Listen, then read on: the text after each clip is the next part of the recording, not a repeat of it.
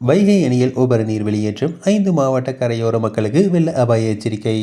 வைகை அணையின் நீர்மட்டம் 69 அடியாக உயர்ந்ததால் 5 மாவட்ட கரையோர மக்களுக்கு 3ஆம் கட்ட வெள்ள அபாய எச்சரிக்கை விடுக்கப்பட்டுள்ளது. உபரி நீர் பெரிய சிறிய மதகுகள் வழியே வெளியேற்றப்பட்டு வருவதால் யாரும் ஆற்றுக்குள் இறங்கவோ வீடியோ எடுக்கவோ கூடாது என நீர்வளத்துறையினர் கேட்டுக்கொண்டுள்ளனர். தேனி மாவட்டத்தில் கடந்த சில நாட்களாக தொடர் மழை பெய்து வருகிறது. இதனால் வைகை, முல்லை பெரியாறு மற்றும் வைகை துணை ஆறுகளான கொட்டகுடி, வராக நதி, சுருளியாறு உள்ளிட்ட பல ஆறுகளில் வெள்ளப்பெருக்கு ஏற்பட்டது. இதனால் வைகை அணைக்கான நீர்வரத்து வினாடிக்கு 25,000 கனஅடியாக அதிகரித்துள்ளது. ஆகவே கடந்த 18ஆம் தேதி ஒரே நாளில் நீர்மட்டம் 4 அடியாக உயர்ந்து 66 அடியை எட்டியது. இதனைத் தொடர்ந்து முதல் வெள்ள அபாய எச்சரிக்கை அறிவிக்கப்பட்டது. தொடர்ந்து நீர்வரத்து அதிகரித்த நிலையில் நீர்மட்டம் நேற்று 69 அடியாக உயர்ந்தது. 71 அடி வரை நீர் தேக்கலாம் என்றாலும் அதிகப்படியான நீர்வரத்து வந்து கொண்டிருப்பதால் உபரி நீரை அப்படியே வெளியேற்ற நீர்வளத்துறையினர் முடிவு செய்துள்ளனர்.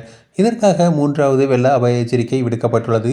அணையில் உள்ள அபாய சங்கு 3 முறை பலமாக ஒலிக்கப்பட்டது. பின்னர் பெரிய சிறிய மதகுகள் வழியே 5,635 கன அடி நீர் வெளியேற்றப்பட்டது. இதனால் பூங்காவில் உள்ள தரைப்பாலம் மூழ்கியது. அணையின் நீர்பிடிப்பு பகுதிகளில் பெய்து வரும் தொடர் மழையால் நீர்வரத்து இன்று காலை 6:30 மணிக்கு 4,875 கனஅடியாக இருந்தது. மழை நேரம் என்பதால் அலுவலர்கள் ஒவ்வொரு மணி நேரத்திற்கும் ஒரு முறை நீரை அளவீடு செய்து வருகின்றனர். இதன்படி இன்று காலை 10 மணிக்கு நீர்வரத்து 3,630 கனஅடியாக இருந்துள்ளது. நீர்வரத்துக்கு ஏற்ப வெளியேற்றப்படும் நீரின் அளவும் அதிகரிக்க வாய்ப்புள்ளது. ஆகவே தேனி, திண்டுக்கல், மதுரை, சிவகங்கை, ராமநாதபுரம் மாவட்டத்தைச் சேர்ந்த கரையோர மக்கள் கவனமுடன் இருக்கவும் அறிவுறுத்தப்பட்டுள்ளனர். பொதுமக்கள் யாரும் ஆற்றுக்குள் இறங்கவோ, குளிக்கவோ, செல்ஃபி எடுக்கவோ, புகைப்படம், வீடியோ எடுக்கவும் தடை விதிக்கப்பட்டுள்ளது.